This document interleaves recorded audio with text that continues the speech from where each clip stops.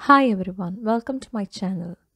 This channel is mainly intended for law students, especially while you're preparing for your semester exams or any other exams, or those who want a basic knowledge about the topics discussed here. Today we are discussing about the salient features of Hindu Marriage Act 1955. Before we discuss about the salient features, we need to know some background regarding the statute. So, we have few questions here. That is, what is personal law? Now, a personal law is something that governs the personal matters of a person, such as marriage, divorce, inheritance, succession, etc. So, before statutes came into being, when we discuss about the source of Hindu law, we will realize that the Shrutis, Smritis, the digest, and the various sources they discussed about not only the personal matters but the contractual obligations, the trade etiquettes, the how a person should behave in the society, the crimes, the sins, and so on. But in India, where we follow equality for every citizen, here we cannot take those laws to be applied for every citizen. So we adapted only the personal laws, that is, the laws regarding the marriage, divorce, inheritance, succession, etc., to the personal laws for to be applicable to the respective religious community. We have Hindu law, Muslim law, Christian law, etc. Now, why was personal law necessary? Because we cannot clear a dispute between two people unless we know what are their basics or what do they believe in, what is right and wrong to them. That wouldn't be a natural justice to do it to them. So once the personal law came into being, all that contractual liabilities, the general things such as the offenses, crimes, torts, etc., were dealt with the common law, common law, not as in a judicial law, but the statutes made by the central and state, the other statutes, and those relating marriage, divorce, inheritance, and succession by the personal laws. So the personal law are based on the particular religious beliefs and practices. So the Hindu law will be different from Muslim law, and this will be different from the Christian law. What do the personal law govern and why? These personal matters of these religious that has an influence from the religious texts and books are dealt governed by the personal law, and why that we just discussed right now. And Hindu Marriage Act of 1955 is the first of its kind, the first statute to be enacted under Hindu personal law. And this is one such statute that brought a landmark change in the socio-economical conditions that persisted then. Who is a Hindu? This is important. When we discuss about personal laws, we said it is applicable to the religious community with respect to which it is made. So who is the Hindu is the important question here, and this is discussed in section 2 of the Hindu Marriage Act.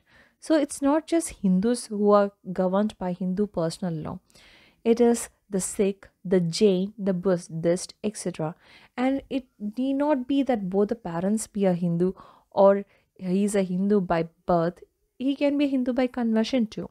And any other religious minority who does not belong to any other religions, or who has not expressly said that they don't belong to the Hindu community, such people can also be brought under Hindu as a Hindu Marriage Act under who is a Hindu.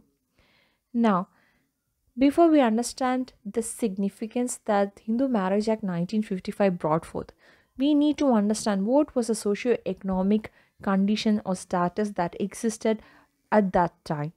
So, here we'll be discussing about the Hindu law as perceived by the British rulers, about how what they thought or understood was the Hindu law.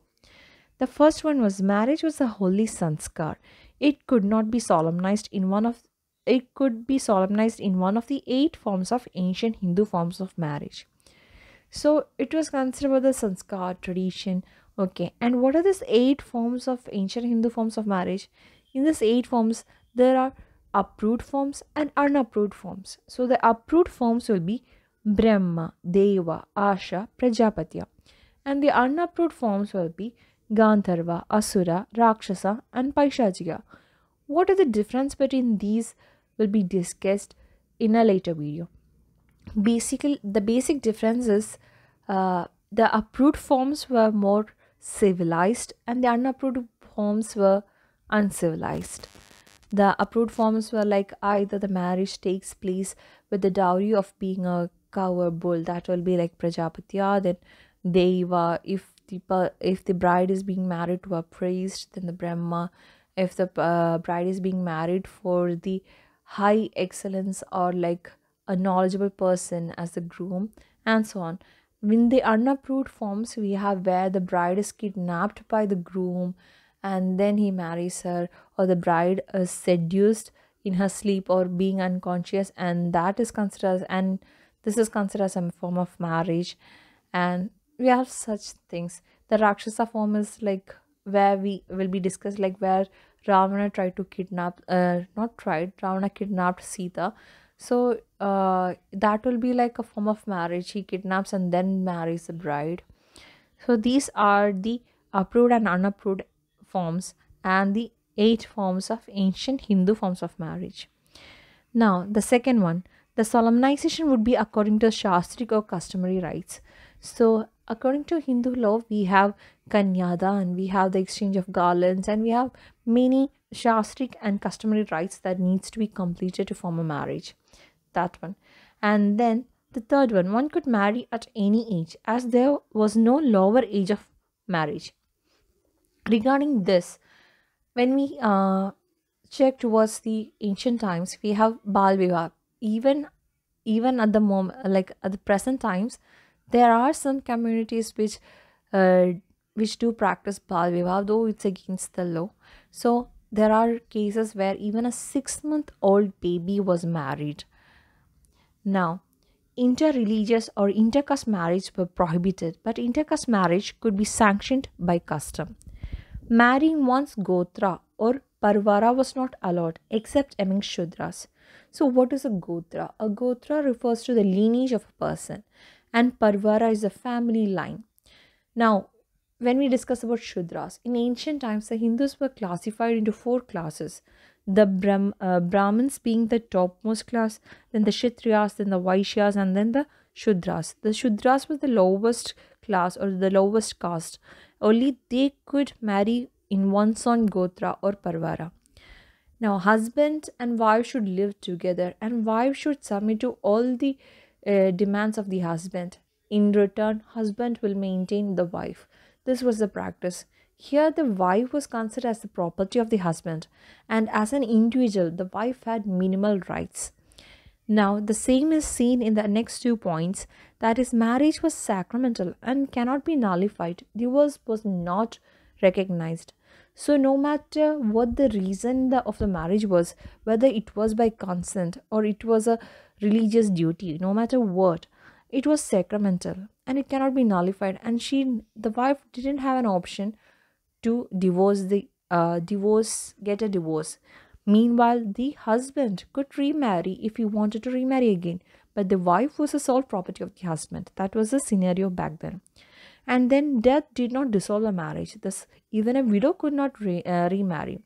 So, as being a property of the husband, if the husband dies, the widow had to commit sati, or if she doesn't commit sati, she has to keep herself away from the society, all the festivities, all the ceremonies, and she had to live a same like life among with other widows or locked up in a room. That was kind of a practice back then.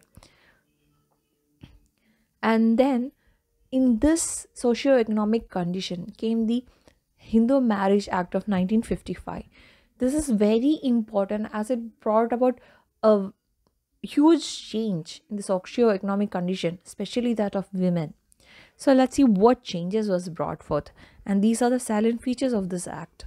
Now, the Hindu marriage became a matter of mutual consent rather than something purely religious or sacramental. So here now the wife or the bride had to give her consent. It's not just the consent of the groom, even the bride's consent was important. Now, marriage amongst Hindu, Jain, Sikh, and Buddhist are brought under Hindu Marriage Act and valid. So, Earlier, we see that there was no intercaste or interreligious marriage possible.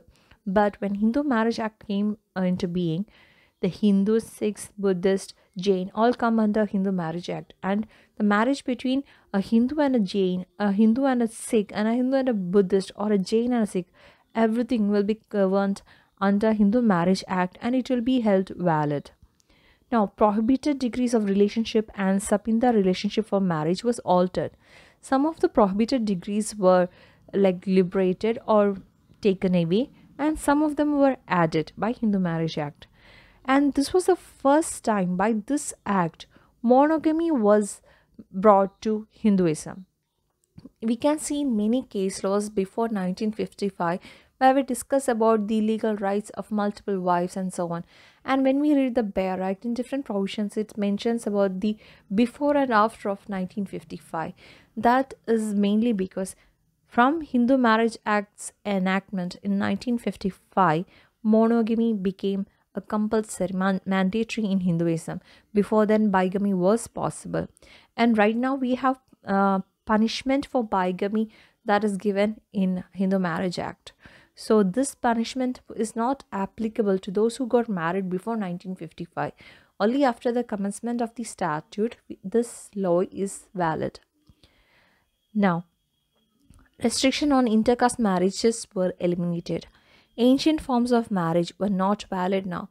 These are the forms that we discussed earlier, like the approved and unapproved forms, the Rakshasa, Paishajika. Those were not in practice or valid anymore.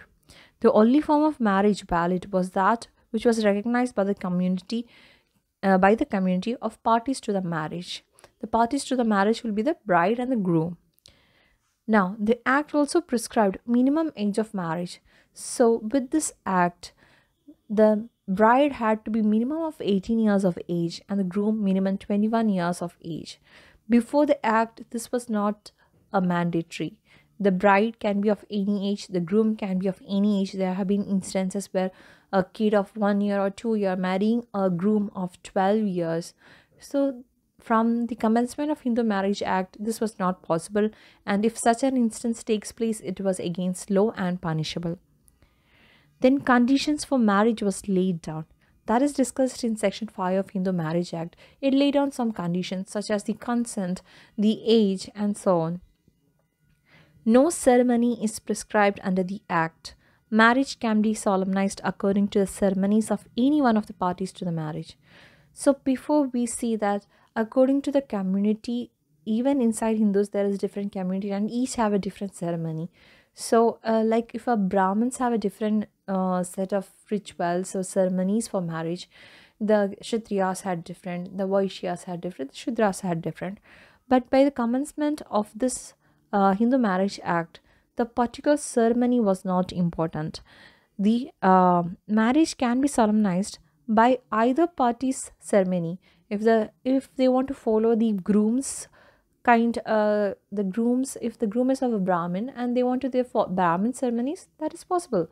If the bride is of a Kshatriya and the marriage is taken place under Kshatriya ceremonies, that is also valid. Both are valid. The act prescribes no difference between the marriage of a maiden and that of a widow. So here widow remarriage was possible. In the act, it mentions only about a woman, not that it's a maiden or a widow. And then we have provision for registration of Hindu marriage was introduced. Earlier, we conducted marriage and it had to be witnessed by many. So the witnesses were the kind of registration or the proof of marriage. There was no other proof of marriage. But since this act came into being, there was a provision of registration of marriage. There was a legal sanctity to the the institution of marriage. Now, restriction based on Gotra and Parvara was eliminated. We discussed Gotra and Parvara earlier. Earlier, we said that it was only possible for Shudras to marry from one's own Gotra or Parvara. But by Hindu Marriage Act, this restriction was taken away.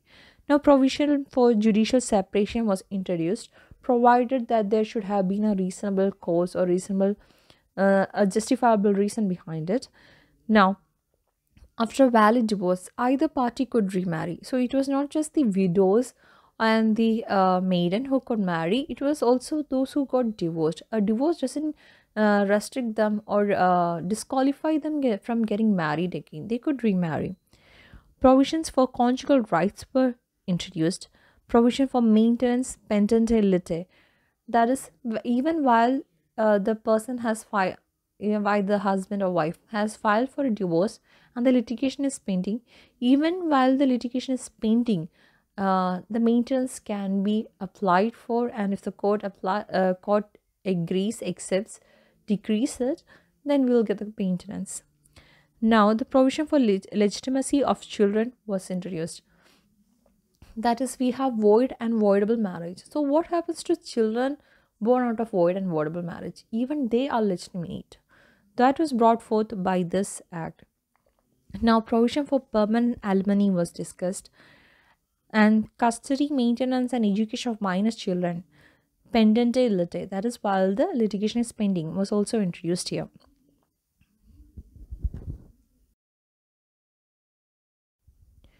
Now, some important sections in Hindu Marriage Act of 1955.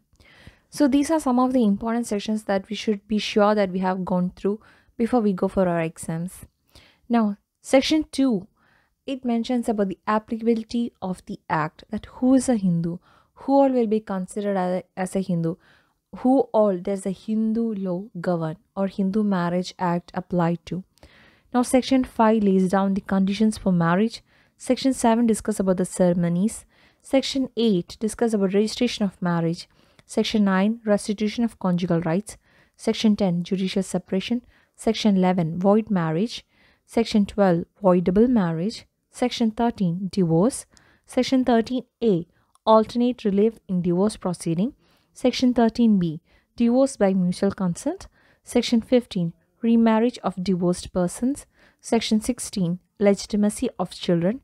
Section 17 punishment for bigamy. Section 24 maintenance pendentility and expense of legal proceedings. Section 25 permanent alimony. Section 26 custody of children. Section 27 disposal of property. So, the more in detail about each of the sections will be in future videos. I hope you like this. Thank you.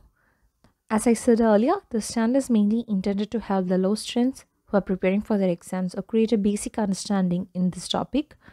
Please do like, share, subscribe, and comment. Let us know if you have any feedback or the topic in which you would like to see a video on. Please feel free to contact us at any time regarding your doubts in this topic, or if there is anything else that needed to be added in this video. Thank you.